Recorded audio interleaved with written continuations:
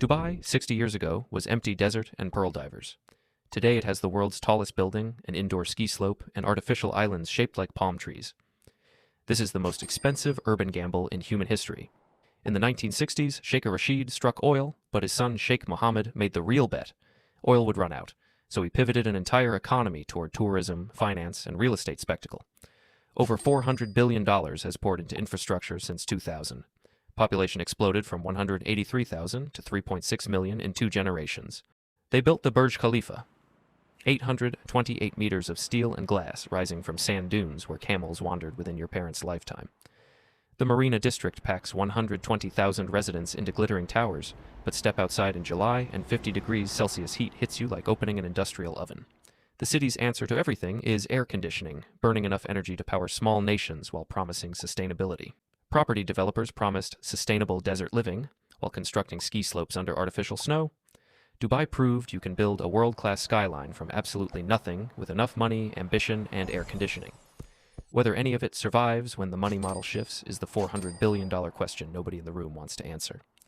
Detroit, in the 1950s, was America's richest city per capita. 1.8 million people, the undisputed auto capital of the world, Motown records blasting from every radio on every block. Then the factories left, and mass suburban migration emptied neighborhoods block by block. Population collapsed to 620,000. In 2013, Detroit filed for bankruptcy. $18 billion in debt, the largest municipal bankruptcy in American history. But here's what makes Detroit different from every single city on this list. The transformation is happening right now, in both directions simultaneously. Dan Gilbert bought over 100 buildings downtown. Tech startups moved into abandoned warehouses. Artists claimed entire blocks for the price of a used car. Drive through Midtown today, and you'll see craft breweries next to co-working spaces serving $15 lattes beside restored Art Deco theaters. Drive 10 minutes further, and you'll pass 80,000 abandoned structures with trees growing through the roofs and entire streets with a single occupied house. Detroit isn't a comeback story or a collapse story. It's both, unfolding at the same time, on the same streets, in the same zip codes. That rawness is more honest than any polished transformation narrative on this list, and it's still being written. Seoul, in 1953, was just rubble. The Korean War left 80% of the city's infrastructure leveled.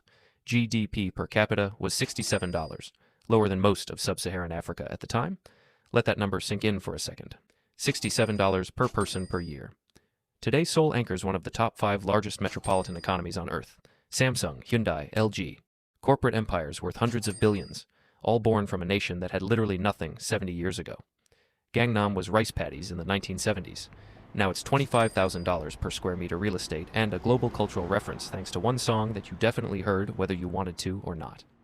The Cheonggyecheon project ripped out an elevated highway to uncover a buried stream beneath it, spending $900 million on the radical idea that a river matters more than a road. South Korea's GDP grew 35,000% in 60 years. K-pop concerts sell out stadiums on every continent, Samsung phones sit in every other pocket you see on the subway, and Korean cinema sweeps international awards annually.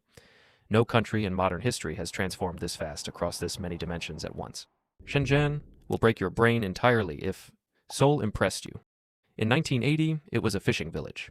30,000 people, rice paddies, water buffalo grazing where skyscrapers now stand. Then, Deng Xiaoping drew a circle on a map and designated it a special economic zone. 40 years later, over 17 million people, GDP exceeding $500 billion, larger than Sweden's entire national economy. The city constructed over 1,000 skyscrapers in 4 decades, more than New York City built in its entire history. The Ping An Finance Center, 599 meters tall, towers over what was farmland within living memory.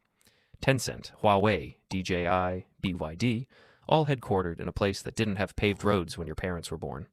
Average building age in the city center is 15 years because literally nothing existed before that. Someone pressed fast forward on 2 centuries of urbanization and crammed it into 40 years. Your phone was probably designed here. The drone filming your favorite travel vlogger was definitely built here. Shenzhen didn't gradually transform. It materialized out of nothing, and now it engineers tomorrow's technology while most cities are still arguing about bike lanes. Barcelona, in 1986, was a polluted industrial port with its back turned to the Mediterranean. The waterfront was factories, rail yards, and crumbling warehouses.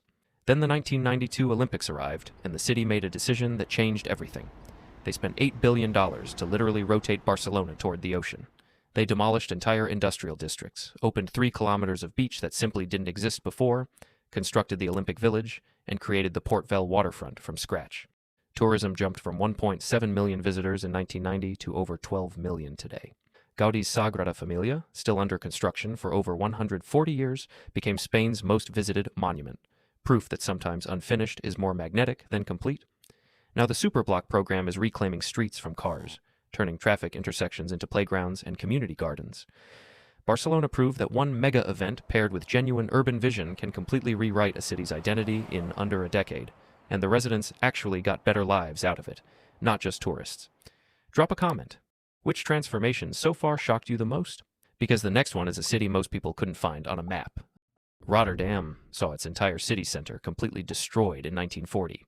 30,000 buildings gone. 80,000 people homeless before sunset. Here's where Rotterdam's story splits from every other European city that faced the same fate. While Amsterdam, Warsaw, and Dresden painstakingly rebuilt to look like their old selves, Rotterdam made an entirely different choice. Never again. They started from absolute zero.